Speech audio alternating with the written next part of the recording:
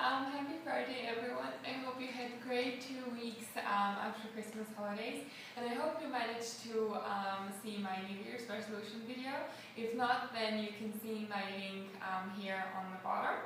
And today we're gonna do a second episode of the conflict resolution series.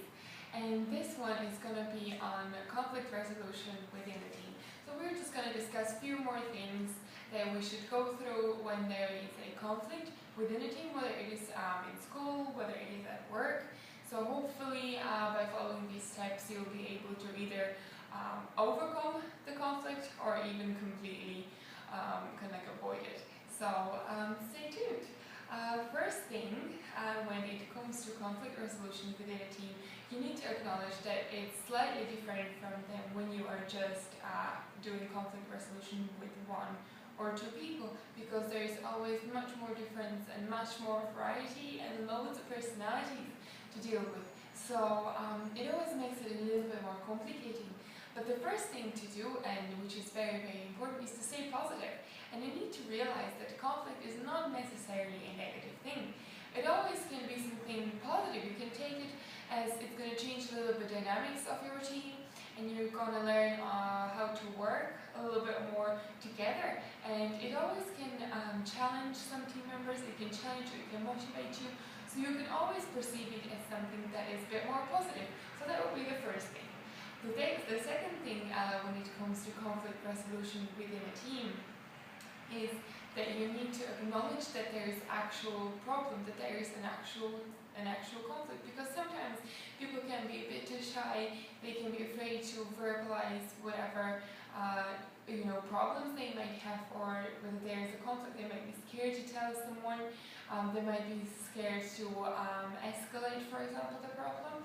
And that will lead me to a third thing, which means you never should be afraid of escalating the conflict. If there is a problem that you feel like you should tell someone about it, don't be afraid and go to your subordinate, you can go to your supervisor, you can go to your manager, you can even go to one of your other team members and mention, I feel like there is a problem with 1 or 2 or 3 maybe, or within like a whole other team that I work with.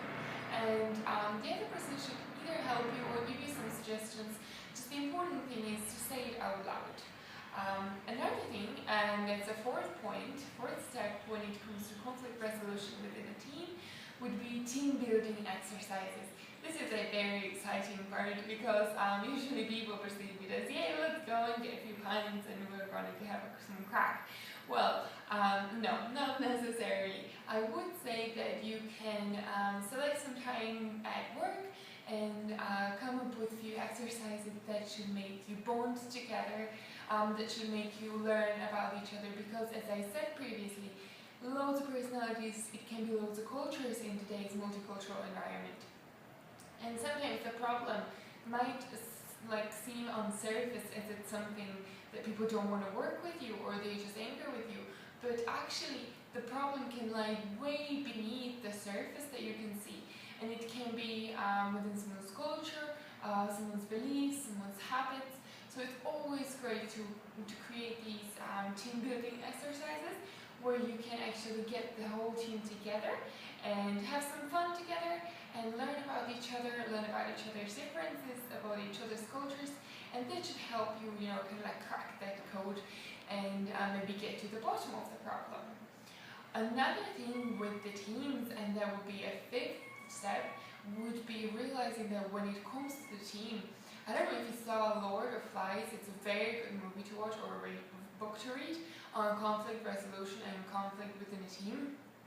It's basically when you have a larger team, there's loads of roles within a team. Someone assumes the role of the leader, someone who's going to go through the whole process and try to maintain the conflict resolution, which not always has to be is going to be effective.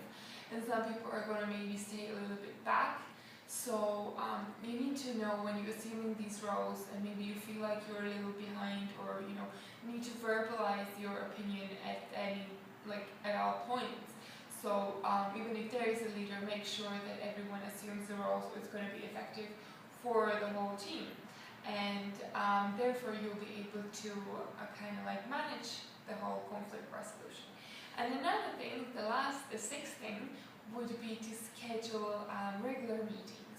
So once you have a problem and you are able to resolve whatever conflict it is, whether it is through team building or through any other exercise or activity, you need to then afterwards schedule regular meetings where you're going to be discussing what's going on. It can be on a weekly basis, it can be on a monthly basis, on every 2-week basis, whatever you agree on, just to make sure that you have these sittings where you're going to be talking with everyone. Everybody will be able to mention their opinion, and then you can avoid for future any other conflicts. But even if there is a conflict, just make sure that it can always be a positive thing. So I hope this helps, and if you have any ideas, if you have any suggestions, if you seek an advice, just let me know, comment, follow Kaizen Recruitment on LinkedIn, which is very important. Go to my Twitter channel as well, it's just at Hannah Kaizen, where you can find recruitment advice and any other tips when it comes to career search and surviving within the workplace. And if you have any comments, please just comment below. I'll be very happy to help you with anything that you need. And see you next week. Bye!